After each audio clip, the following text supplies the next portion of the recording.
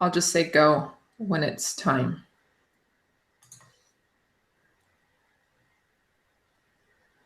All right, you can go.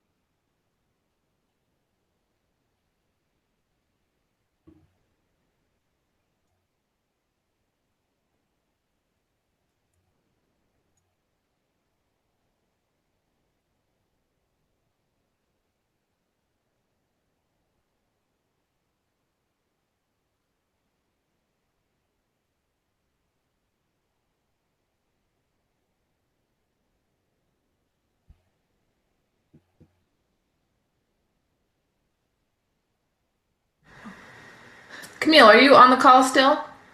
Oh, yes. Hi. All right, you want to go ahead and welcome everybody and we'll get started.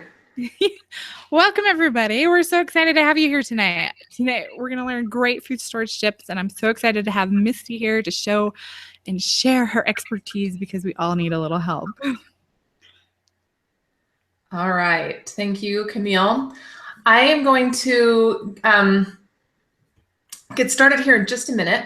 But before I do so, I just wanted to make sure you know a few things. If you look down below me, you're going to see a chat box where you can type in questions. Now, if the questions are technical, Camille will try to help with those. And she can even text me if I need to jump in. But if they're related to the class or food storage or things like that, we're going to leave those to the very end. I will answer all of them and stay on as long as I need to get them all answered. But I can't see the questions while I'm presenting, so I won't be able to stop in the middle. And as I get started here, I want to begin by introducing myself a little bit. I am so grateful that Camille has invited me to present this class to you. I'm grateful for your time in being here. I'm excited that you're excited and you want to work on food storage. But most of you probably don't know me. You've never met me before. And so before I jump into the class material, I want to tell you a little bit about my story and how I became interested in food storage and started working on emergency preparedness and why I might be qualified to teach this class. So I'm going to go ahead and start sharing some slides, and that will be the majority of the presentation tonight. When this class is done, I'll pull out of those slides and we'll answer your questions face-to-face again so that you can actually see me. All right. Get started here. Give me just 1 minute to start this screen share.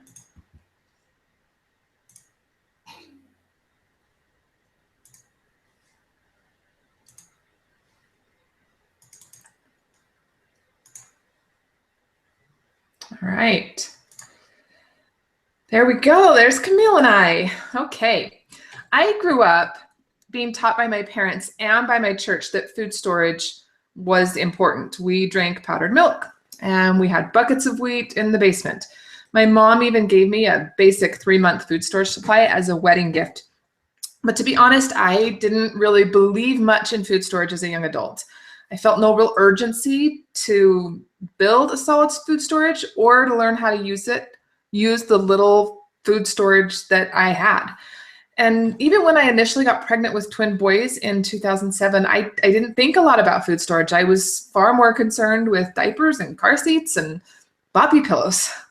But a few weeks before the twins were born, my husband and I moved from Utah to California so that he could attend law school. And we left behind friends and family and 2 good-paying jobs in order to do that.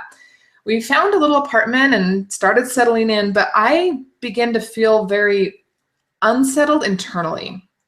I wasn't sure that we'd be able to care for ourselves and our growing family if life threw us a curveball.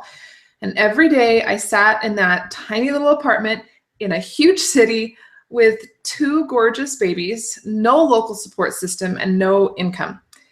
My husband was gone 16 or more hours a day at school, and I realized that I needed to be better prepared. So I started Googling emergency preparedness, and man alive, did I find a lot of information. Some of it was helpful, but to be honest, a lot of it was fear-filled, and all of it was kind of a hodgepodge of disconnected and sometimes conflicting advice. There was no real step-by-step system telling me what I should do first, and then next, and then last. I was afraid of all the different scenarios I was reading about online, but I felt really helpless because I couldn't figure out how to get prepared for those things. Studying up on emergency preparedness in this way was basically squashing my optimism and kind of making it difficult for me to enjoy my everyday life. I wanted and was looking for simple, down-to-earth information that fit me, just a normal mom wanting to do her best to care for her kids. Sorry, I lost my train of thought there because I checked over on the chat for a second to make sure there were no issues. Okay, all right. Not being able to find that kind of just basic down-to-earth information made me feel really panicky and kind of vulnerable. And so I did I did something that I often do when I feel helpless, and I turned to God in prayer. He helped me to realize two things. First, He wants me to enjoy my life, my kids, my husband, the beach, the mountains, the rain. Life is to be enjoyed. And second, He loves me similarly, though more perfectly, to how I love my own children. He expects my best, and He's not going to save me from every tough situation, but He will help me learn from those tough situations and help me to develop character in difficult times. As I realized those two things, I was able to let go of my fear and my obsession. All I needed to do was my best. And honestly, my best really wasn't all that much at the time with no income. Even if the bad things that I feared happened, I knew God would make them meaningful in my life in some way. He'd use them to school me and my children. And so with that understanding, those things became less scary. That didn't mean I wanted to stop preparing for them, and it didn't let me off the hook. Just like I expect my children to work hard and do their best because it's good for them to not always rely on me, God expects the same as me, or same from me. And my best wasn't very much at first, but I did what I could. Doing that little bit allowed me to let go of my fear and that darn doomsday pessimism and start enjoying my life again. I started spending reasonable amounts of time experimenting with different methods or suggestions or ideas that I'd find online. I'd research, then I'd practice and experiment, and then I'd start all over again. And over time, I was able to figure out what worked well for our family, and I started sharing what I was learning with others through my website. And as that website grew, it also brought the opportunity to test a lot of different preparedness products and food storage brands for free. These companies would send me their product and ask me to test it. And that was a huge blessing. It allowed me to fairly compare them without having to invest in each one individually. I also found that there were many others who were looking for simplicity. There were many others who wanted to get better prepared, but didn't want to be obsessed with it or have it overtake their lives. There were many others who felt panicky and overwhelmed and stuck. And happily, since 2009, I've been blessed to help thousands of these people become better prepared while enjoying their everyday life. Just 1 minute, please. It's the dialogue box. All right, sorry, Camille just asked me a question. The dialogue box, the group chat. The group chat is on the actual landing page where you're watching the video. So it's the Your Own Home Store.food storage plan for families Camille. That's where the chat box is. So that's where you'll find that. All right. Okay, now you should know that I am not an over-the-top doomsday prepper. I don't have a bunker anywhere. Yes, food storage and emergency preparedness are important to me, but not any more important than dancing with my kids or going on a date with my husband. God and my family are my priorities, and I prepare because I believe God wants me to, and because I love my family and want to take care of them. So if you feel like I did 9 years ago, 10 years ago almost, then the information in today's class is for you. Or if you want to build a food storage, but your head starts to spin when you actually sit down and try to plan it out, then today's class should help. Or if one of your New Year's resolutions is to work on food storage, but searching on Google or Pinterest makes you feel overwhelmed and confused and like you want to give up, then today's class is for you. Or if you want to be able to confidently care for your family when things don't go as planned, but you don't know where to start, then tonight should help.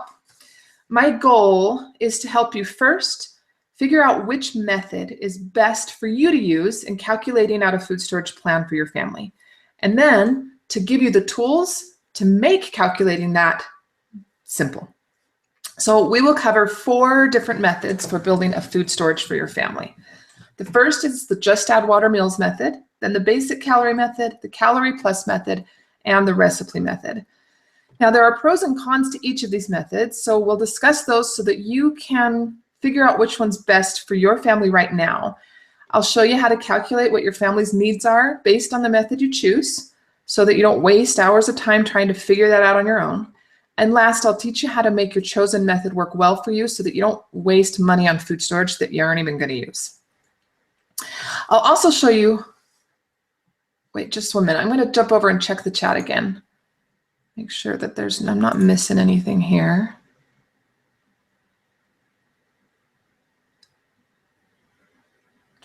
Okay, looks okay.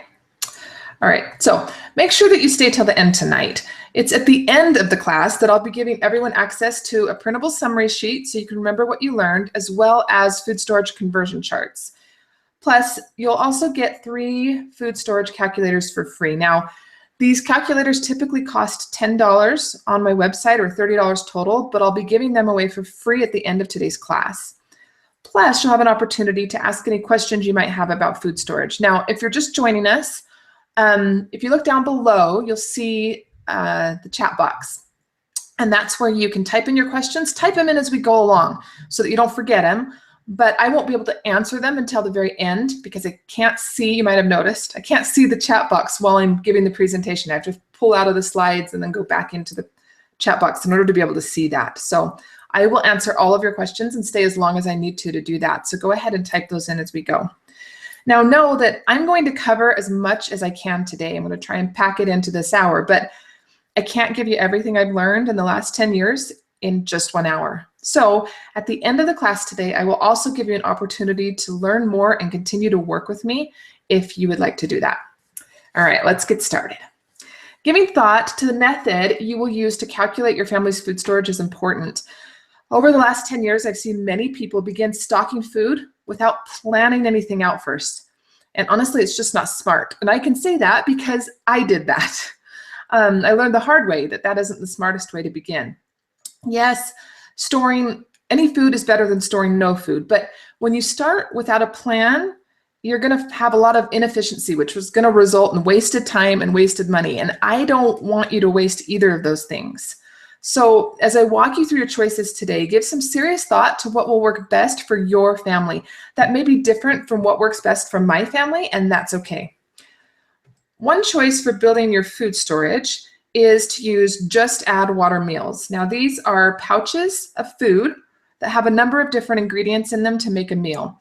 One example would be a pouch that had oats, freeze-dried fruit, nuts, and a bit of sugar, and you could add water and use it to make oatmeal or hot cereal. Another might have noodles, tomato powder, mushrooms, seasonings, and freeze-dried sausage that you could use to make spaghetti. In order to eat them, you just add hot water and let them sit for a minute and you're good to go. Now, at first glance, just add water meals are very appealing to many people for 2 main reasons. First, they make planning what you need to store very easy. You simply buy a bucket full of the number of meals you want and bam, you're done. No fancy calculators needed at all. Second, they're easy to use. There's no need to learn to cook with your food storage when all you have to do is add water. But in addition, there's one other reason that I personally store a few of these just add water meals. In a disaster situation, I might not be able to find 8 different ingredients, pots, pans, and dishes right away. So for that reason, I keep a few just add water meals upstairs in my regular pantry and a few in my car. The convenience would be very valuable for those first few days following a disaster. However, I found that many people don't know about some of the downsides to just add water meals. So here are 5 I'd like you to consider. First, they just don't taste great. I have tried just add water meals from almost every brand, and I've never found one that I'm just blown away by and, oh, that's delicious. There are some that are perfectly edible, they taste okay, but none of them are just great. There's a couple reasons for that. Well, all the ingredients are in one bag, so the flavors just kind of mesh together.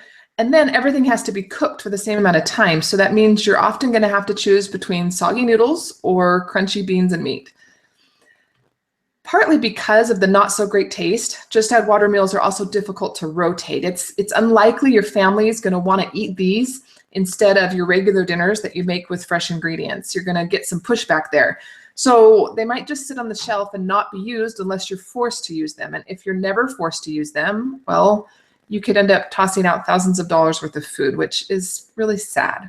We want to avoid that. Third, they're not great nutritionally. There's a few reasons for this. In order to maintain that 20-year shelf life or 20-plus year shelf life, if you're combining ingredients like that, then you have to add additives and preservatives.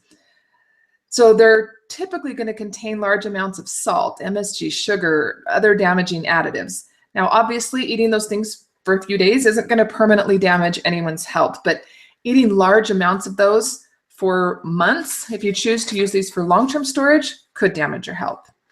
In addition to the additives and preservatives, many just add water meals include, well, they're heavy on white grains. So you're going to have a lot of rice or a lot of pasta and very little veggies and protein.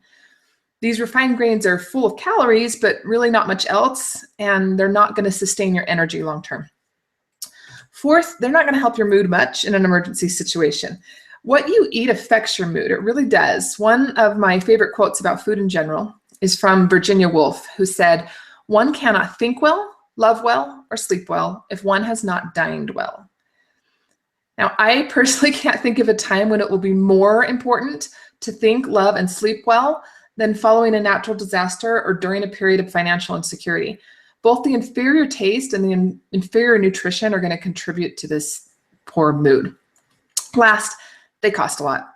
At first glance, many people think just add water meals are a less expensive option, but unfortunately, this is deceiving. A bucket may claim to have, say, 30 meals in it for a family of 5. But when you actually look at the calories or serving size, each person is actually getting less and sometimes far less than 1,000 calories per day. I've seen some that are even in the 400 to 600 calorie range. And since you can't reasonably survive, at least not well, on so few calories for weeks or months, you may need to buy 2 or 3 buckets to give you a sufficient supply, and that's going to double or triple your cost. On the flip side, some companies will say you get 2,000 calories a day with our meals, but a large portion of those calories, when you look a little closer, is coming from sugar-filled drinks and not from food. You might be getting 1,200 calories from food and the rest from sugar. In addition, if you choose to supplement those refined grains with additional fruit, veggies, or protein, you're going to increase your cost. So I have found that when I calculate cost per calorie for actual food, just add water meals are almost always the most expensive option. So in summary, just add water meals are a good option if you're paralyzed by the time and effort required by the other 3 options that we'll discuss today. And if you do choose this method for your long-term food storage, here are some tips to help make it work for you. Make sure that you taste various brands first and find the one that you and your family likes the best. Then set a schedule to eat one of your just add water meals every month or so that you can rotate through them and they don't go bad. Try to find options that have less additives and preservatives in them. One thing here, you can find them. There are just add water meals that don't have a lot of additives or preservatives, but what happens is they then have a shorter shelf life. If you find a company that is saying they have no additives and a long shelf life, I'd be a little bit wary of that. Look for options that include a good balance of grains, fruits, veggies, and proteins, or purchase that produce and protein on the side. And last, be careful of cost. Make sure that you're comparing cost per calorie, not just cost per serving. All right, the next method for building a food storage is what I call the basic calorie method. And this is what many people think of when they initially think of food storage. The basic calorie method includes basic life-sustaining foods such as whole grains, beans, oils, sugar, baking supplies, and powdered milk. When using this method to plan your food storage, you calculate what you need based on the number of calories you want to eat each day. There are some calculators out there that use pounds to calculate needs, but I don't suggest this as it's not as accurate as counting calories. Now, many people wonder how many calories per day they should store, and that's a great question, but honestly not one I can answer directly. I don't know you or your situation or your family, so it's hard for me to give a specific answer, but I can, however, guide you in making a decision. So consider these 3 questions. First, how many calories per day do you eat right now? Second, how much exercise or other physically exerting tasks do you do each week right now? In the case of disasters most likely to happen in your area, would you need more or less physical energy than you do right now? Now, many people choose to store a very minimal amount of calories per day, and in my opinion, this just isn't wise. It's very likely you'll need more, not less energy in a disaster situation. So I personally suggest you store at least the number of calories you currently consume, if not more. Now, if you're unsure what that is, here's a kind of general range. Most adults eat 1,800 to say 2,500 calories per day. That includes teenagers. Most kids are somewhere between 1,200 and 1,800 calories per day. So that gives you kind of a range to start with. Excuse me, I need to grab a drink. All right, so use that range to kind of start with and then fine tune it for your family's own needs. All right, there are 3 main benefits to using this method to plan and then build your family's food storage. First, it's extremely cost effective, and that's a pretty big benefit. These foods are the least expensive calories you can get. This is how I started back when we had very little money, but I wanted to do something. Second, it's relatively easy to plan. While it's not quite as simple as the just add water meals, it won't take days or even hours to plan what you need. The calculator I'll be giving you at the end of this class is going to do all the calculations for you. And in just a matter of minutes, you can have a shopping list ready for what you need to purchase for your family. Last, this method offers very quick peace of mind, which in my opinion is huge. That's probably the best benefit of this method. Most families can afford both the time and the money to get at least a 2 to 4 week supply of basic foods in their home. And this can bring valuable peace of mind. That peace of mind is valuable because it allows you a quick win, which is going to then motivate you to continue moving forward with more food storage or other emergency preparedness things. But there are a few additional things I want you to think about as you consider the basic calorie method. First, there's a learning curve to cooking with these foods. Most people don't regularly use things like wheat and powdered milk in their everyday cooking, and some people don't bake or cook much from scratch at all, so they might not use things like sugar or baking soda. Now, I get that there are some of you probably on the call today who do use those things regularly. But if you fall into the category of those who don't, there will be a learning curve as you begin to use these basic foods. And you might think, like I did 10 years ago, oh, well, I'll just get them now, and then I'll learn to use them eventually. But I highly suggest you learn to use them now before you're forced to use them. If you store these types of foods but don't learn how to use them, you're going to significantly increase your stress during an emergency, and your stress is already going to be high. Think about this. This is just one example of something that might happen. Power's out, there's an emergency, it's going on for a few weeks, and you realize you're going to need to use your wheat. But the internet's down, so you can't Google how, and you didn't realize that you needed a wheat grinder to turn your wheat into flour. What are you going to do? There's good reason to learn to use this food before you need it. Second, basic foods can be difficult to rotate. Now, if you fit into the category of those who already use these foods regularly, this isn't going to be much of an issue. But if you're in the category of those who don't cook from scratch and don't want to, you're going to find it difficult to rotate through these basic foods. Even if you're disciplined enough to learn how to use them, you're going to have to make the time to use them somewhat regularly, or they'll just sit on your shelf and not be used, and you'll waste your food. We want to avoid that. Third, eating only basic foods can cause food fatigue. Like I mentioned earlier, what you eat affects your mood. When cooked by someone who knows how to use them, most basic foods can be quite tasty, honestly. But no matter how tasty they are, there's a lack of variety, and that can cause some food fatigue. These basic foods can become boring and then affect your mood and be difficult psychologically. Again, you're going to want to be at the top of your game during an emergency, job loss, or other disaster. So this is just something to think about when considering this method.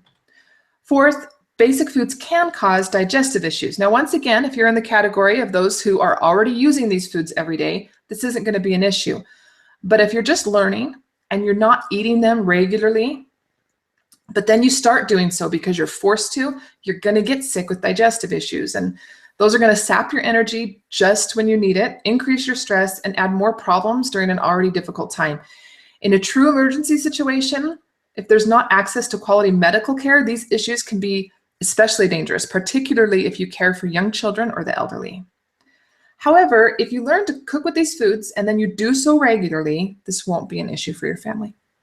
Fifth, basic foods are missing certain nutrients. Now, none of the foods found in a basic food storage plan are unhealthy, but they do lack the nutrients found in fruits and vegetables. You can get some of those nutrients by sprouting your grains and beans, but not all of them. All right, last, it's difficult to create full meals with just basic foods. This method simply calls for storing enough basic calories to sustain life, but that doesn't automatically mean you'll be able to make full meals out of the calories that you have stored. You can rotate through the ingredients you store by making bread or serving a side of beans for dinner, but it can be very difficult to create full meals from just basic ingredients. So in summary, the basic calorie food storage method is a good option for those on a tight budget who like or are willing to learn to cook from scratch. If you choose to go with the basic calorie method for your long-term food storage, first, learn to use the food you store if you don't already know how. Second, make sure you have a grain mill so you can turn your grains into flour. Third, cook from scratch at least weekly or so that you can rotate through your food storage and not waste it, and so you can make sure your digestive systems are used to whole grains and beans. Store your family's favorite spices and herbs in addition to what the calculator will recommend to help avoid food fatigue. Learn to sprout grains and beans. And then last, consider gardening or storing fruits and vegetables at some point in the future as finances allow. Now, what I call the Calorie Plus method is similar to the basic calorie method, but it's more robust. This method still uses whole grains, beans, powdered milk, and baking supplies as its base, but it also includes fruits, vegetables, condiments, meats, even cheese if you want it. What you need to store is still calculated based on calories, though. And there are 4 main benefits to the Calorie Plus method. First, it's still darn easy to plan. With the Calorie Plus method, you're still planning food storage based on calories. So while there will be more items to choose from in the calculator than there will be in the basic calorie method, it's still a simple process that doesn't take a huge amount of effort. Second, the food you store will be well balanced and nutritious. With the Calorie Plus method, you're focused on balanced calories, not just calories. So you'll store foods from all the food groups, which means your food storage is better balanced and more nutritious overall. You're not going to experience food fatigue because you have a wider variety of foods in your food storage and can make more exciting meals. And last, creating meals is far easier than with just the basic calorie method. Now, it's not quite as easy as the recipe method we'll talk about next, but it's easier than the basic calorie method simply because you have things from all the different food groups. However, there are still a few drawbacks I'd like you to consider. First, there's that learning curve again. Since the Calorie Plus method still uses all the things in the basic calorie method, you're still going to have to learn to use them if you don't already know how. Second, rotation can still be difficult. Even though some of the foods stored with this method are more familiar, I've found that sometimes people still store things that they just don't use regularly.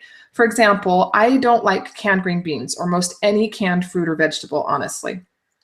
But when I started adding produce to my food storage, that's the only way I knew how to get shelf-stable produce. So, well, I stored canned green beans. But sadly, we rarely ate it. Sorry, I need another drink. Glad I grabbed my water. Sadly, we rarely ate those green beans. We wasted a lot of them. You might experience the same problem if you don't know where to get quality food. In addition, this method still requires a lot of from scratch cooking. So if you don't have time or make time to create meals with your food storage, once again, it's going to sit on your shelf, not be used, and possibly be wasted. Third, you may experience those same digestive issues because you're still going to be wheat, grain and bean heavy. And last, it can still be difficult to create full meals. Now, I know that I've listed this as both a pro and a con under this method, but I want to emphasize that if you choose to store food based on calories, that doing so using the calorie plus method will make creating meals far easier than doing so using the basic calorie method. And that's why I've listed it as a pro. But anytime you store food based on calories, you may still end up with some awkward meals. And this is because even if you have a balanced number of total veggies, grains, or dairy, you may have too much or not enough of one specific ingredient. For example, you might end up with a lot of extra spaghetti noodles and not enough tomato sauce. So in summary, the calorie plus method is a good option for those who want a well-balanced food storage, don't need the least expensive option, but aren't ready to spend the time required for the last method that we'll discuss today. If you choose to go with the calorie plus method, make sure you know how to use the foods you store. Learn to use them if you don't. Make certain you have a grain mill so you can turn your grains into flour, and cook scratch at least weekly or so, both so you can rotate through your food storage and make sure that your family is used to whole grains and beans.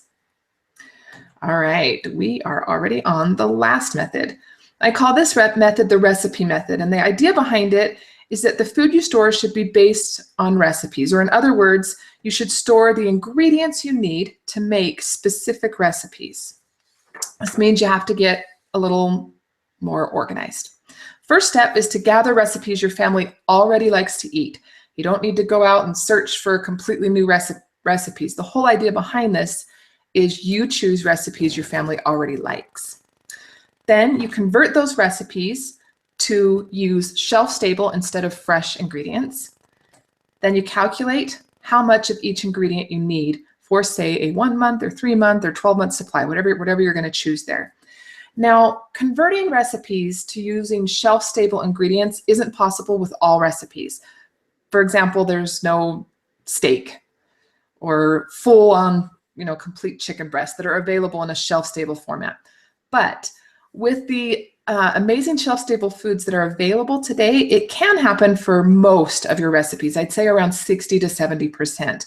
And I will provide you with some food storage conversion charts at the end of today's class that will help you convert your recipe to shelf-stable. So say your family likes fajitas. These charts will help you say, okay, I need, 1 bell pepper. So that means I need a cup of freeze-dried bell peppers. It'll help you make that conversion. All right, there are 5 main benefits to using the recipe method to plan and build your food storage. First, your food's going to be easy to use. When and if you have to use your food storage, this method will be the easiest to switch to. There's just not going to be a huge learning curve to making recipes your family already enjoys. Second, your food storage will be well-balanced and nutritious. Now, some of this depends on how well-balanced your family's recipes are in the first place. But at the very least, basing your food storage on recipes you're already eating means that your food storage will have the same level of nutrition that your current diet does. Third, there's not going to be any food fatigue because you're eating food you already like and you get to decide how much variety to include. Next, rotation is easier, which means you're going to waste less. By storing ingredients that for recipes your family regularly eats, you're going to make rotation easier. Instead of trying to feed your family foods that they aren't used to and maybe don't like, you're feeding them things that they already enjoy. You're going to naturally rotate through your food without much effort. For example, say one night you go to make chicken noodle soup and you realize that you don't have any fresh carrots. Well, you can just grab carrots off your shelf and throw those in the soup. And it's just going to make it very easy to naturally rotate through your food storage. In addition, there are some extra benefits. Sometimes people think the only reason to have a food storage is so that you can use it after a natural disaster or a long-term job loss or some other huge circumstance. And obviously, it's going to be beneficial in those circumstances, but it's quite possible that you're never going to face a circumstance like that. But by storing food your family regularly uses in recipes that they like, you're going to benefit your family in more everyday ways, even if you're never forced to use your food storage. And this is what gets me excited, because a lot of times people don't want to invest in food storage because they're worried that, oh, but if I never face a disaster, then it's kind of a waste and that might not happen. Well, if you're using it every day, then it's benefiting you in more ways. Having food you regularly use to cook normal family meals stored in your home is going to decrease the time you spend planning meals, making grocery lists, and shopping at the store. I can go weeks without going to the grocery store if I have to, if we're sick or I'm really busy. Or what about a week where you're sick or overly busy and you can't find time to get to the grocery store? Pull out your food storage and avoid the cost and poor nutrition of fast food. Or what about a week where there's a really bad snowstorm? Power's still on, you could dive to the grocery store, but you'd really rather stay home. Well, pull out your food storage and stay warm, but still feed your family things they like. Or what about a night where you find out a friend or a neighbor just experienced a loss or personal tragedy, but it's just hours before dinner? Well, pull out your food storage, whip up a meal that you know tastes good, and take it to them to show that you care. Now, I want to emphasize that this is true of all the methods if that's the food your family eats. If your family loves to eat wheat and beans and rice and those things, and that's what you're eating every day, then these benefits apply. But I've found for many people, they're not regularly eating those things. So choosing to store shelf-stable versions of the things they are eating can be smart. There are only two real downsides to the recipe method, but to be honest, they can be pretty hard to overcome. First, it's time-consuming. You have to gather recipes. You have to convert them to shelf-stable format. And then you have to calculate things out. Now, the calculator I'll give you today will make that calculation step a lot easier, but even just gathering and converting your recipes can be overwhelming and just plain hard, to be honest. Also, the cost can be higher. If you're not regularly eating things like wheat, beans, and rice, then this is likely a more expensive option for most families, as it will typically not be whole grain or bean heavy. So quality shelf-stable fruits, vegetables, meats, and cheese are a lot more expensive per calorie than the basics. And I'm talking about freeze-dried food here. However, I will say that as I have started using freeze-dried food regularly over the last few years, I thought that our food budget would go up. You know, you look at a price list or get on a website and look at how much freeze-dried food costs, and there's some sticker shock there. I've experienced that. But I've realized that, or found that our budget actually hasn't gone up. And I think that's because of the lack of waste. Instead of buying a whole thing of celery and only using a third of it and throwing the rest away, I just take a scoop, a third cup of celery out of my can and dump it in my soup and put the rest back on my shelf where it'll stay good for a year. So there's no waste. So sometimes that sticker shock isn't quite as extreme as it might seem. All right, in summary, the recipe method is a good option for those who want a highly customized, easy to use food storage that they know their family will enjoy eating and are willing to invest time in planning that food storage and money into building it. So if you choose to go with the recipe method, commit to investing a significant amount of time. Set aside a week or two to really sit down and figure out what recipes you're going to use. Pick 3 to 5 breakfast and lunch recipes, maybe 7 to 12 dinner recipes, and then convert those recipes to shelf-stable ingredients and try making them at least once so that you know they work. Then use the calculator that I'll provide you with in a bit to figure out how much you need of each ingredient for the food storage you want to have, a month or 3 or 6 or 12 months. Now, remember that it's okay to work on just 1 month or so at a time for all methods, but even with this recipe method, you don't have to go all out. Next, I'd like to share with you what I've done as I've built a food storage for our family. However, I don't want you to just do what I did. What I've done might not be right for your family. Everybody's circumstance is different. The reason I'm sharing this is because I get that seeing how someone else has put this into action can be a helpful starting point, even if you don't end up doing things the exact same way. So when I first started with food storage, we were very poor law school students, as I mentioned at the beginning. For this reason, and the fact that I didn't know much about food storage and all the different options out there, I started with the basic calorie plan. I purchased enough calories of wheat, beans, rice, powdered milk, macaroni, dehydrated apples, carrots, onions, oats, sugar from the LDS storehouse to last my husband and I 1 month. Our twins were still breastfeeding at this point. In addition, I bought a very inexpensive hand grain mill and learned to make homemade bread.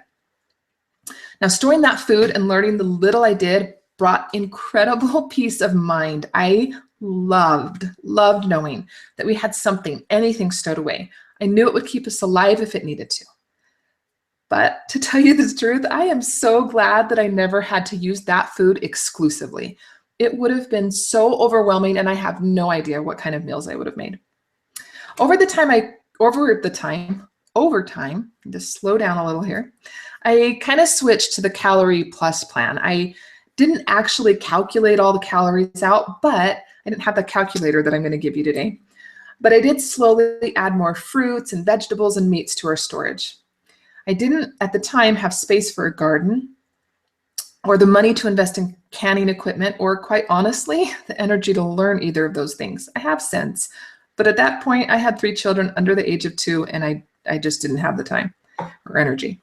So I bought grocery store cans of those foods, and I didn't love the texture or how they worked in my recipes, but I just didn't realize there were other options. Still, having those cans increased my peace of mind. It wasn't food that we didn't like or didn't know how to use. And I convinced myself that we'll get around to eating it. We'll have it for dinner more often. But unfortunately, we didn't do that quite often enough. And we wasted a lot of that food because we didn't rotate through it. Eventually, I learned about and tasted freeze-dried foods. And I was amazed at how close to fresh they tasted in my family's recipes. We were doing better financially at this point. And I realized that with freeze-dried foods, I could base my food storage off recipes that my family already knew and loved.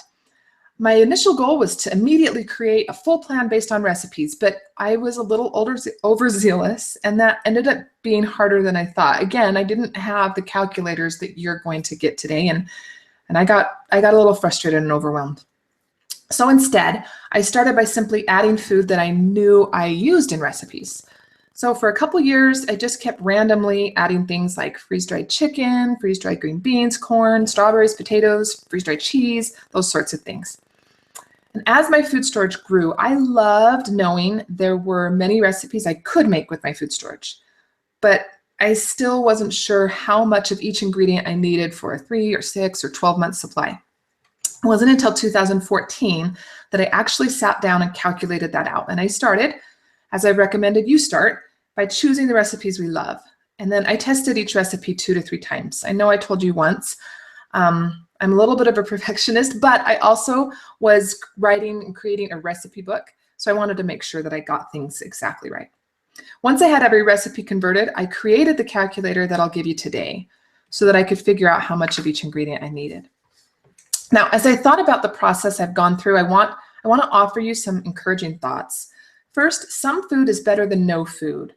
Don't let fear of choosing the wrong method keep you from storing food for your family. Make the best decision you can with the information you have, but make a decision and then act. Store something. The peace of mind is priceless. Second, it's okay to start simple, even if that's not where you want to end up. It's okay to start with the basic calorie method. I did. It's okay to stay with the basic calorie method if that's what fits your family. Or maybe start with the recipe method, but pick just a few recipes to start with. You don't have to go all out like I did these last couple of years. I didn't start that way. I do suggest keeping your long-term food storage goals in mind so that you don't buy things that won't fit into your plan at all. But starting simple allows for that immediate peace of mind I talked about earlier and those quick wins that can motivate you to keep moving forward in building your food storage and preparing for emergencies. Third, mistakes are totally okay. I wish that I'd never stored so much canned grocery foods, but hey, I learned. Our family had food insurance during that time, and it ended up benefiting a local food bank. It's okay that I made the quote unquote wrong choice for our family.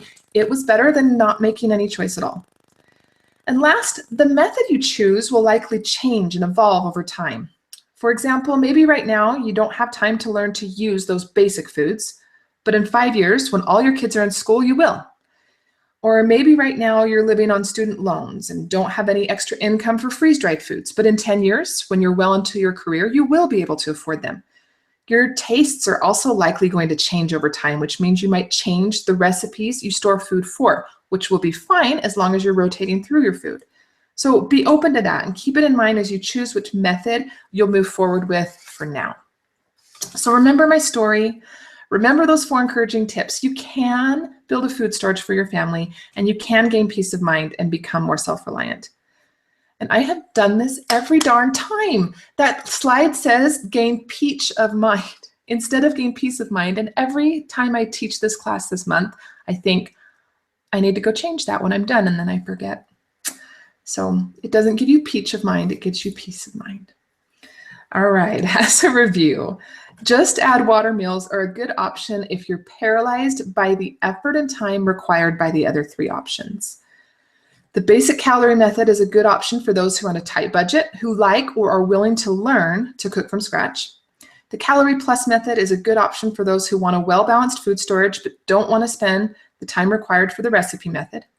And last, the recipe method is a good option for those who want a customized, easy-to-use food storage and are willing to invest the time. Now, one of the top questions that I got before this class, people emailed in, was, how do I stay on top of my food storage and know what I have and rotate through it? What systems do you recommend? So I have 2 to recommend for you today. The first is called the Preparedness Planner. This was created by a friend. Her name's Jennifer. And when I first found her planner, she wasn't a friend. I didn't know her. But we've since gotten to know each other, and I love this planner. It is incredibly comprehensive, very detailed, but you can print just the pages you need too. And she's also quite supportive if you have questions or need help in using the planner. So if you like a paper option, that's what I would recommend. Second, there's an app. Now, before I talk to you about this app, I have to throw in a little but. I have used this app and loved it, but I haven't had to contact support for quite a while because I've been using it. So I taught the first of these classes a couple of weeks ago to some of my own readers, and they went to look at the app and it's got some negative reviews. So I contacted the person who created the app, and we've been in contact a lot over the last few years. And he said he sold it a year ago. And so I contacted the new company who owns it, and they said that there was a glitch with their last update that they're working on fixing, and that should hopefully be fixed in the next little bit. So just so you kind of know that if you click on over and decide you want to use this app, it's called Prep and Pantry. I'm sorry I don't have that on the slide. Prep and Pantry. And a few things I like about it is it allows you to have areas of your home. So if you have a small home and you have to keep some things, under Jane's bed and other things in Jim's closet and some stuff in the garage, this helps you categorize that so you always know what you have where. Second, when you add something to your storage, you scan it in, and then when you take it out of your storage and put it in your regular pantry, you scan it out. So that means when you're at the grocery store and you see a sale on rice, you can look up exactly how much rice you need so you don't over or under buy and waste money. All right.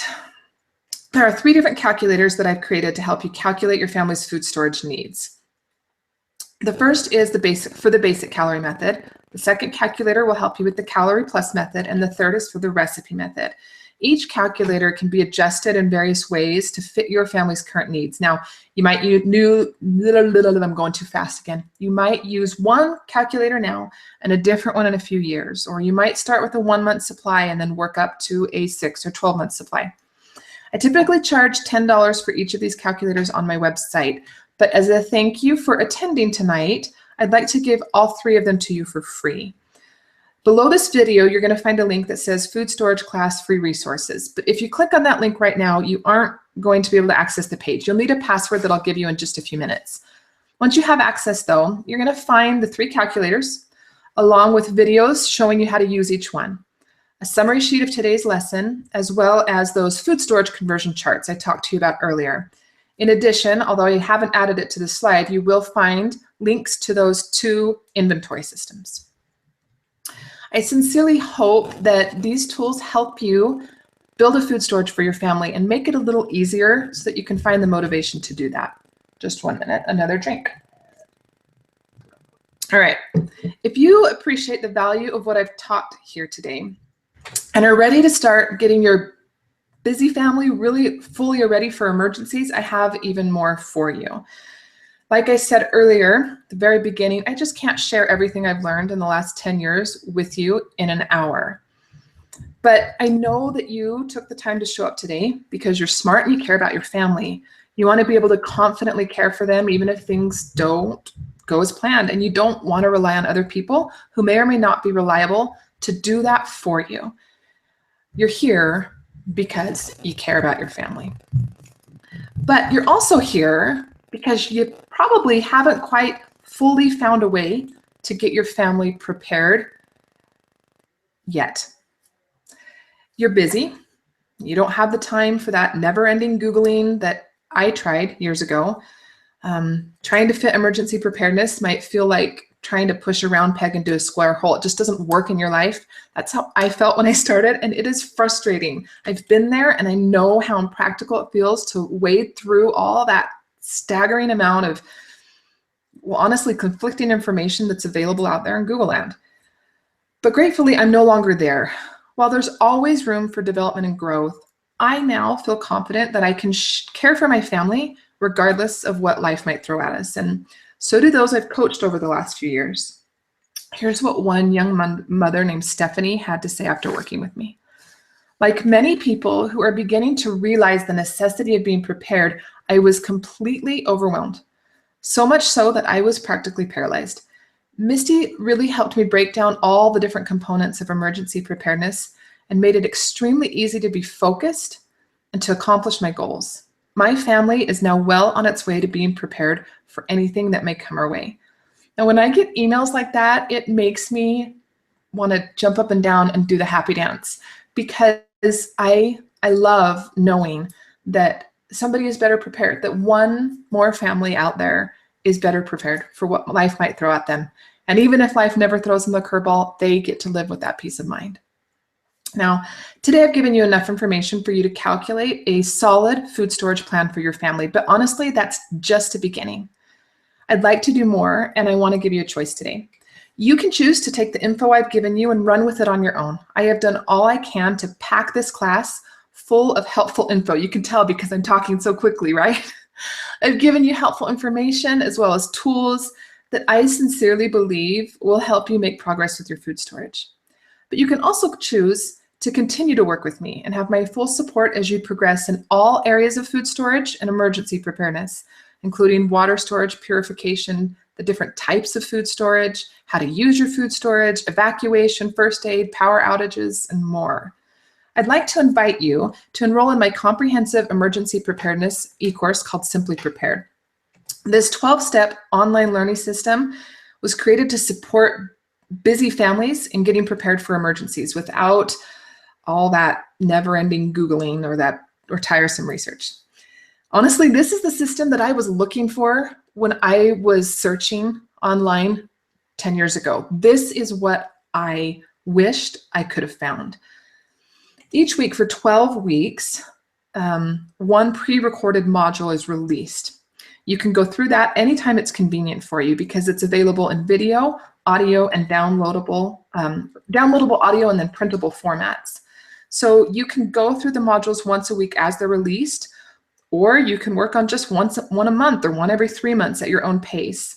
You can access them while the kids are at school, on your commute, or while running on the treadmill.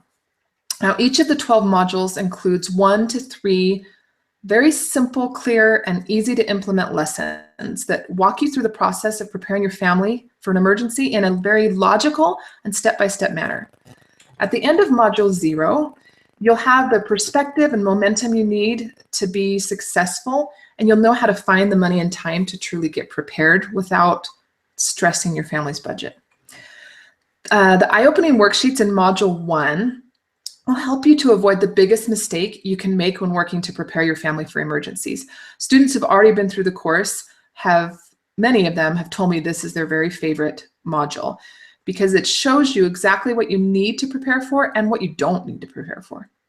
In Module 2, you'll explore some kind of new perspectives for making the most out of the storage space you have, and you'll learn how and where to properly store and rotate your supplies so that they don't go to waste. In Module 3, you're going to create a practical and surefire emergency plan for your family, and I'll also show you how to teach that plan to young children without scaring or overwhelming them. In Module 4, I will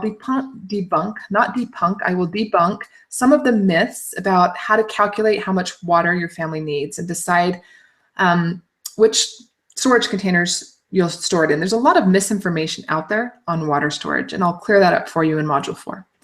In Module 5, you'll learn proven ways to both find and then properly clean additional water sources if needed.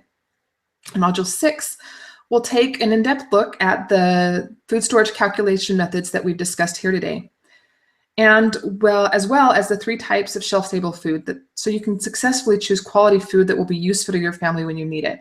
So essentially, you've had one of the 24 lessons that are part of this course today. I've given you kind of a sample of what you will find in that course.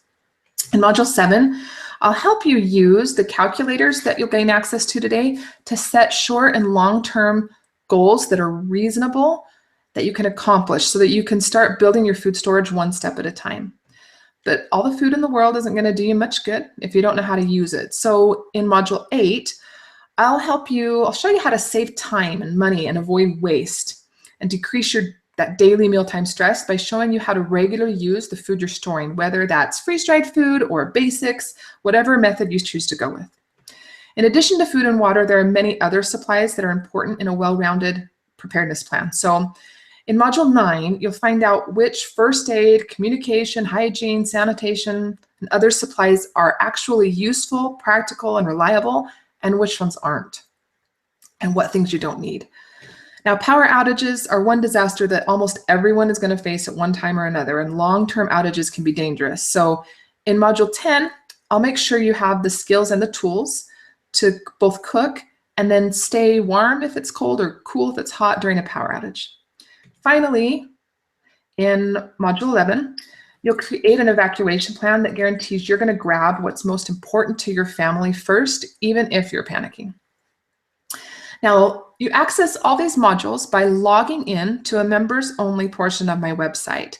And in addition to these 24 lessons within the 12 modules, you're also going to find other things within that membership portion of my website. You'll find some worksheets that are designed to help you apply what you're learning to your family specifically in your situation so that you don't waste time or money on things that aren't right for your family. You'll find a challenge for each lesson that will help you apply what you've learned. You'll find printable summaries, comparisons, and lists that are going to help you recall what you've learned so that you can continue to improve your preparation over time without having to go back and listen to the entire lesson again, although you can do that if you want to. And you'll also find charts to summarize what you've learned that help you compare the pros and cons of various options so that you can then sit down with your spouse or other family members and make informed decisions together. Then outside of the course content, you're going to have access to 3 additional bonuses. An online community where you can collaborate with people like you, and get support from other families who are working to get their families prepared. Plus, I'll be in this community answering your questions as quickly as I can. I will answer any question that you post here within 24 business hours, but typically far quicker than that. You'll also be able to attend 3 live Q&A sessions with me where we can discuss the course content in more detail, apply it to your specific situation. And then you'll have access to 5 expert extras. These are various printables and videos that go into more depth on certain topics. For example, there's one on how to grow food that you can then can for food storage. And it's an hour-long video that teaches you how to do that. There are also 2 completion bonuses. Everyone who enrolls in the course will receive their own preparedness priority roadmap, which will help you continue to invest your time and money wisely even once the course modules are all complete and you've gone through them all. So everyone who enrolls gets that. But in addition, everyone who actually puts forth the effort and completes all the course worksheets by August 31st will also receive a $50 credit to Thrive Life to purchase any food storage of their choice. So to enroll in the Simply Prepared e-course, you can choose to invest 3 payments of $97, or you can save by paying $249 in full at the time of enrollment. Now, there are many students similar to you who've completed this course in past years. And here's what just 2 of them have to say. First, Rob.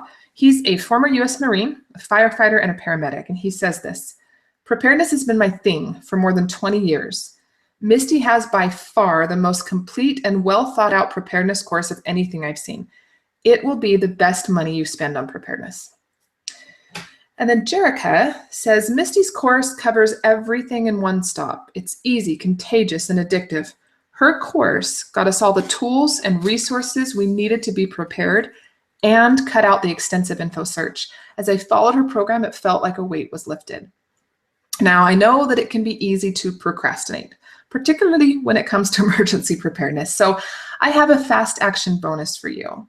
The first 40 people to enroll in the Simply Prepared e-course will receive a $50 credit to Thrive Life to buy food storage of your choice. Now, this is in addition to the $50 credit you can earn by completing the course worksheets. Plus, since you have attended this webinar today, and I want to give some extra value to you because you are Camille's followers and people and not necessarily mine, and she's trusted me with you, I want to give you some exclusive bonuses for attending this webinar. So if you enroll in the next 5 days, you'll also get a copy of my 72-hour kit ebook, which is a step-by-step plan for building a really customized 72-hour kit. This is kind of the system that put my blog or my website on the map. It's fairly popular on Pinterest. You'll also get the recipe book I mentioned earlier. So this has all the recipes that we're using for our family's food storage, those that I tried 2 and 3 times, and then I hired a photographer to come take pictures of them. So you'll get that for free, as well as electronically fillable grab-and-go binder pages. I give away some that you fill out by hand for free on my website, but these you can type into and save on your computer so that then it's easier to edit them later if your information changes. Now, Camille has also decided to provide her own bonus to you because you're her people and she cares about you and you're following her because you like her stuff. So if you enroll in the next 5 days, she will also give you a $15 credit to her market. Now remember, in order to get those bonuses, you'll need to enroll in the next 5 days. And I know you're busy, so you'll have lifetime access to the materials in the course and the community built for it, which means that while the modules are released 1 at a time over 11 weeks, they're not ever taken away from you once they've been released. So you can work through the course at your own pace. Plus, the content's downloadable, so you can work on the material day or night, in the car, relaxing in the tub, or during your commute. Finally, I want you to be confident and comfortable in your investment, so I offer a 100% money-back guarantee. If for any reason you find the course does not meet your needs, you have 3 weeks from the start date to request a full refund from me. If you'd like to read more, learn more about the Simply Prepared e-course, you can find a button down below the chat that says, learn more about the Simply Prepared e-course. And there you'll find all the details as well as information on how to enroll.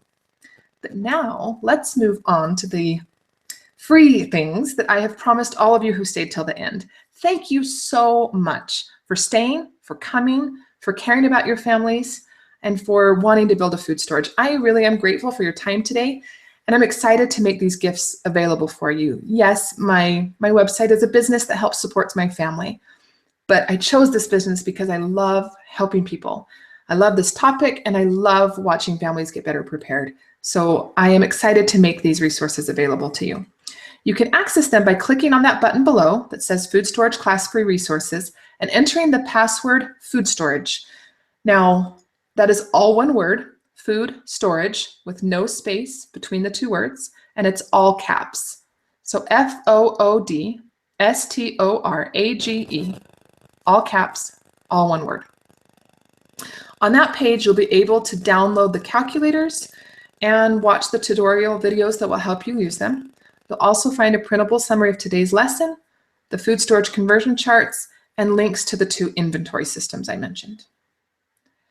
All right, I am now ready for your questions. So I am going to turn off my slides here so you can see me, and it feels a little bit more personal as I talk to you. And give me just 1 minute to do that. Hi.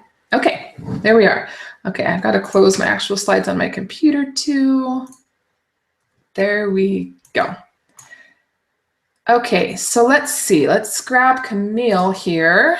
Turn her mic back on. There you go, Camille. Can you hear us and help me and tell me what some of the questions were that came in? So we have a lot of empty nesters, and they want to know what version of your plan would probably be best for them. They've already given away a lot of their food storage, and then they moved, and they're starting over. So which method should maybe they go for? I think, again, it is completely up to you. It depends on your financial situation. If finances are tight, then go with the basic calorie method, but learn how to use it if you don't already.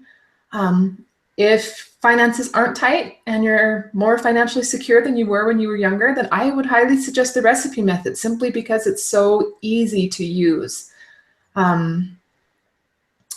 If the recipe method overwhelms you, as it does a lot of people, then try the calorie plus method so that you can still, make recipes with your food storage.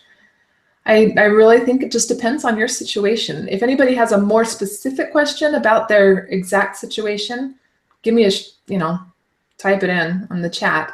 But ultimately, I think a lot of it depends on your financial situation. If you know how to cook from the basic foods, if you're willing to learn, those sorts of things. What's next? I think that's great. One of my questions kind of goes with that is my mom moved and gave us all her old food storage. So now I'm trying to figure out, because there's been updates on how long it lasts. So I'm trying to figure out which ones to keep, which ones to give away, and which ones to use now. Do you have any, the main things is like wheat and oats. How long do those last for real?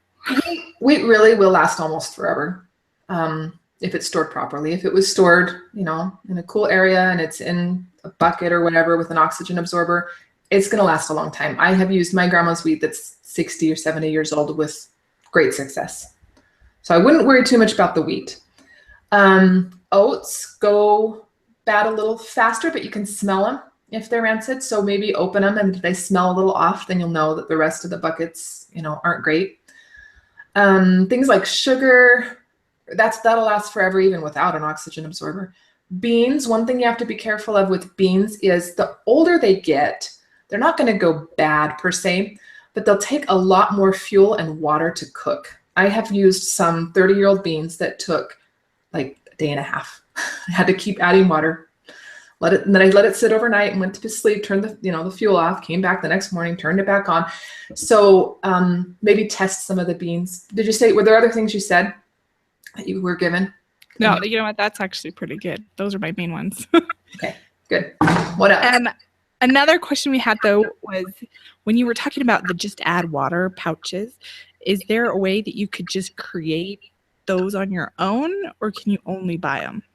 No, you can create them on your own. I will put them in jars, mason jars with an oxygen absorber, seal the lid, and I keep those for a lot of reasons.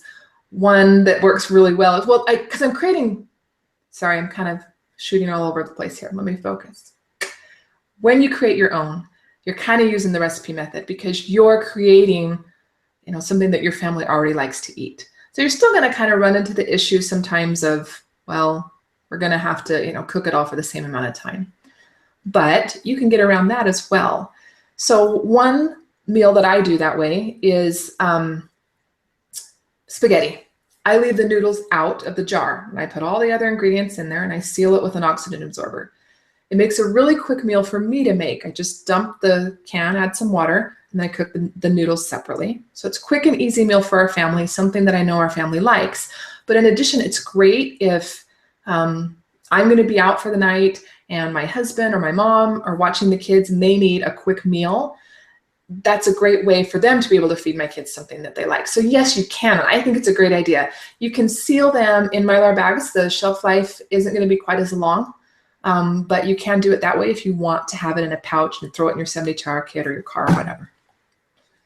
Okay. Did I answer that? Yeah, absolutely. That's a great idea. A lot of the questions was about the freeze dried. If you have a preferred brand, is there a way that we can sample it without going to a home party? Because they are more expensive from the, when you buy the big tub of it. We don't want to waste the money if we don't like it. What do you kind of recommend? A few things. There really isn't a way to sample them completely for free. There is just, unless you go to a darn home party, which I don't like. But I do have access. Okay, you asked, let me start with what my favorite brand is. I've tried most of the brands out there, and I have not found one that's just awful. There are some budget brands. If I were to recommend a budget brand, it would probably be Emergency Essentials. They're typically on the lower price end of things. But I see my husband back there. Hold on just 1 second. He needs something. Okay, I'm guessing that's a no. But the food that I buy for my family is from Thrive Life. And the reason why I trust them and like them is I've gotten foods from a lot of different companies and cans. I've done some blind taste tests. Thrive always wins. In addition, sometimes I'll get a can from another company and it looks great. Another time I get the same can of the same food. I open it up and the food looks kind of gray. It just doesn't have a lot of color to it. It doesn't smell bad, but it doesn't necessarily smell like, say, strawberries, whatever it is. Every can I've gotten from Thrive is brightly colored and smells like the food that it is. In addition, they're the only food storage company that freeze dries their own food. So there's not a lot of people who freeze dry food. So most food storage companies only have 3 or 4 or 5 people to pick from for, say, their freeze dried strawberries. So a lot of them source from the same places. You're basically getting the same food no matter who you choose to buy from. But Thrive can source from local producers and local farms. They can source from Europe if they want to and get really high quality food because then they freeze dry it in their own facility. So that's my favorite food. As far as how to sample Thrive, I am a consultant for Thrive. I don't do home parties because I don't like them. And in fact, I sell any food storage. So just so that you know that I'm not saying Thrive just because it's the only one I sell. I sell them all, get the same commission for all of them. But with Thrive, because I sell so much of it, I earn a lot of benefits. So I have access to some 50% off product. And if anyone wants to sample some, I am willing to share that with you. Just shoot me an email and you can get a few things to sample for half off. In addition, if you live in Utah, which if you're Camille's followers, that means you're probably LDS and a good portion of you probably do, you can go into the Thrive warehouse in American Fork and sample things there for free as well. That's good to know. Thanks. And I appreciate you offering that. That's so nice. Des was wondering, what's the shelf life on freeze dried? She's not familiar with that kind of product at all. I wasn't familiar with it either. And it's very different than dehydrated, which wasn't your question, but a lot of people will get those two confused. Freeze dried is very, very similar to fresh. And I can give you more information on that later if you want it. But as far as the shelf life goes, it's 25 years for the produce, the meat, and then most of them are good for a year once they're opened. If things are really high in fat content, like ham or turkey, they're going to have a shorter shelf life once they're opened, sometimes even as short as 2 weeks. So be careful of that with those higher fat items, but they'll stay good for a year or for 25 years sealed in a can, and most of them stay good for a year after. Yeah, we love ours. That's good. So a lot of the ladies on here said that they use their freezer already, it's already a great backup for them, for last minute type of things. How could you factor in a freezer method at all into food storage? I use my freezer. It's my very favorite place to put food storage. We have a large freezer, and knock on wood, it's lasted us since the twins were little, so it's lasted us a long time. And I have a lot of food in there. I think it's a great way to have food storage. I do have some tips and things on my website for if the power goes out and how to handle that. But I think that the best way to use it is for either the Calorie Plus or the recipe method. If you do want a whole chicken breast, right, you can keep that in your freezer, or a whole steak, and you want to have those kind of meals, those are the kinds of things you can keep in your freezer. I keep a lot of cheese in there, and a lot of different types of breads and doughs, and I keep a lot of stuff in my freezer. I fully support the freezer system, but I think it works best with that Calorie Plus or the recipe method. Okay, well, and that was one of the next questions is if the power were to go out and you had just like a freezer by itself type of thing, you don't open it, how long will that last without having to replace everything in it? It will depend, obviously, on how hot it is outside, where your freezer is, how high quality your freezer is. A few things. I do recommend getting a generator if you're going to use that method and you live in an area where a power outage is possible. You're going to face an earthquake, a power outage, a long-term power outage is possible, things like that. A generator is going to help you keep that running. Now, if you don't have the finances for that yet, a few things you can do.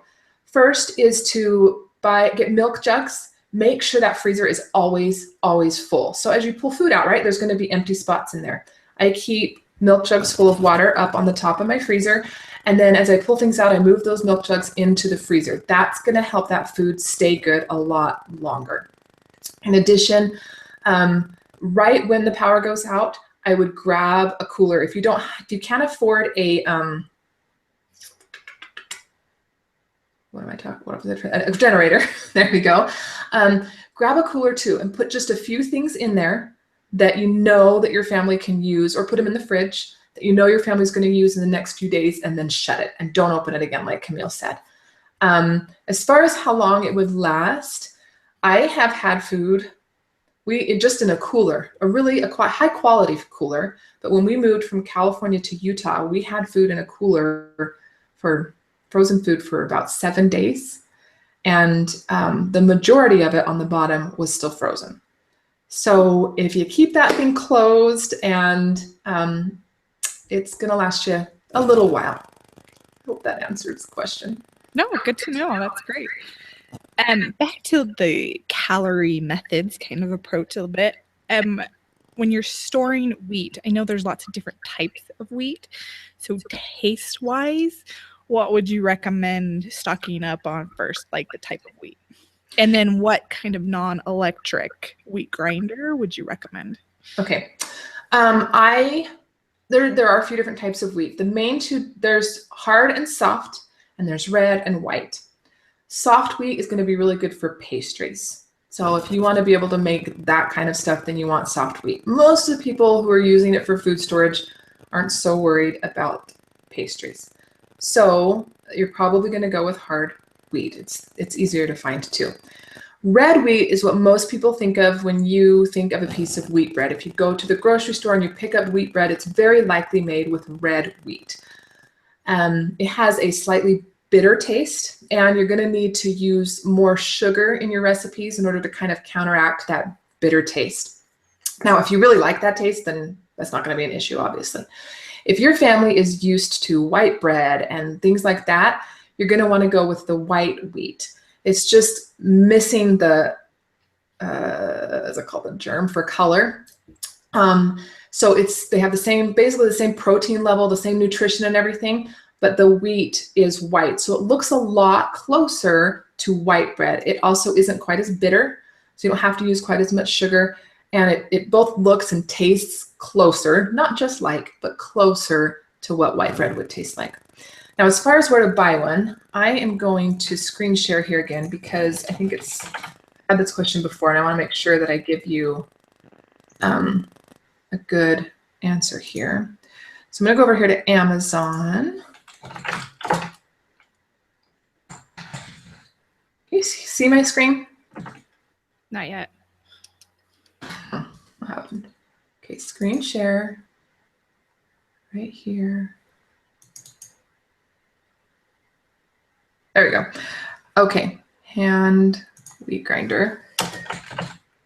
Okay, this is the hand grinder I used right here, this Victorio, the one right at the top. Victorio is the hand grinder I used when I very first started working on emergency preparedness. I've seen it for as low as $30, so don't you dare pay $75 for it. But it's a quality grinder. You can choose different settings for how coarse or fine your flour is going to be, but it takes a lot of work. You're going to get a workout, your arm's going to be strong, and it takes a lot of time. It can take an hour to get enough flour for a few loaves of bread. So if you can afford something a little bit better, I have another recommendation for you. So it kind of depends on your budget. If you go to my website, products, shop others products, and then down here to where it says other people's products that I sell, and then kitchen tools. Sorry, I wish there was a little bit more direct way to get there, huh? You'll see this Wonder Junior over here. And this is an incredible hand mill. It is fast, super easy. And you can hook it up to a bike or a drill so that you don't even have to use it by hand if you don't want to. But it is far more expensive. It's still actually one of the least expensive quality hand mills, but it's still a little over $200. So those would be the two that I would recommend. All right, we'll stop screen sharing here. Okay. And then back. They didn't enter their name, but they do have a question. Fine. She doesn't usually use recipes, you know. She just kind of throws this in, that in. She's one of those people that knows what she's doing when she cooks. So then what would you recommend, any advice on how to convert what she throws together into the recipe storage plan? Spend some time writing it down. When you make a recipe, write down what you actually add, or just go with the Calorie Plus method. One of my dear friends who owns another popular preparedness site, Food Storage Made Easy, she doesn't do the recipe method. She does the Calorie Plus method because she's the same way. So that's totally fine. Just, you know that you use cumin in a lot of recipes, or you really like garlic or chicken or whatever. You know what you use in your recipes and kind of a general ratio, you know, so you just store those things and you'll be okay. So, or if you really want to go with the recipe method, every time you make a recipe for the next couple months, just write down what you actually put in it. Good tips. And then Jane was asking about Thrive Life and seeing if is it a multi-level type of thing? It is. I'm not as into that side of it. I do have people who have chosen to enroll underneath me, but I'm into preparedness. That's what my website's about. But in order for me to be able to sell Thrive, I have to be a consultant. But yes, it is a party system where you can enroll people underneath you and then train them and all that sort of stuff. Okay. And then Des was mentioning probably one of the biggest stumbling blocks for these people that are now empty nesters is that they're transitioning to cooking for 2 and transitioning to thinking of building the storage up for 2 instead of 7. So really, I guess your calculator would be the most helpful thing in trying to figure that out. Is that right? I would think so, yeah. And honestly, using freeze-dried food in your regular cooking anyway helps with that. I've sent some of those jar mills or Mylar bag mills that I've made to my husband's grandparents in California because they're in that same situation and they don't want to cook. They don't want to spend a lot of effort or time. And they've then bought some freeze-dried food. And it's the same sort of idea that it is for a busy mom, right? If you are only cooking for 2 people and you go buy, a whole thing of, say, celery again, you're going to waste it. But if you're using that freeze-dried food, you can just scoop out a little bit and you're going to not have as much waste. So I think that, yeah, the calculators are going to help you figure out what you need and transition from a large family to a small. But that issue of having a small family and not a lot of people to cook for, I think can also be helped by using that freeze-dried food that it's not going to go bad or waste. Now this one's going to be a totally what's your opinion question. Okay. But again, with the empty nesters is, they're planning for the 2 of them, but they still have family nearby and they have young families. So in your opinion, would you recommend storing just a little bit extra just so you could share with them? It depends on what your adult kids, what stage they're at. I know that my parents, until the last few years, stored extra food for us because we weren't financially able to store a lot of food, and they were. Even when we lived in California, they still had extra food. And over the last 2 or 3 years, as me and most of my siblings have kind of gotten into careers and become a little bit more financially stable, they've stopped replenishing the food they have in their home, so that's kind of diminishing a little bit. And I think it's the same with anything, right? You eventually pass the responsibility off to your kids, but it has to be when it's right and when they're able and ready and those sorts of things. Okay. And then the last question is, Des, she's wondering where you're actually located. I am in Saratoga Springs, Utah. All right. Do you have any other questions? You can type them in really quick. If any other questions do come in, sometimes people come in and start a little late and the video still starts for them at the beginning. So if there are any other questions, I'll follow the chat for the next hour or so and make sure that I answer those through the chat. If you still have a question that doesn't get answered or I take the chat down too soon, feel free to email me. I will be sending out a replay here in about an hour, and you can just respond directly to that email with any questions that we didn't cover. Okay. Well, thank you. You're welcome. Thank you.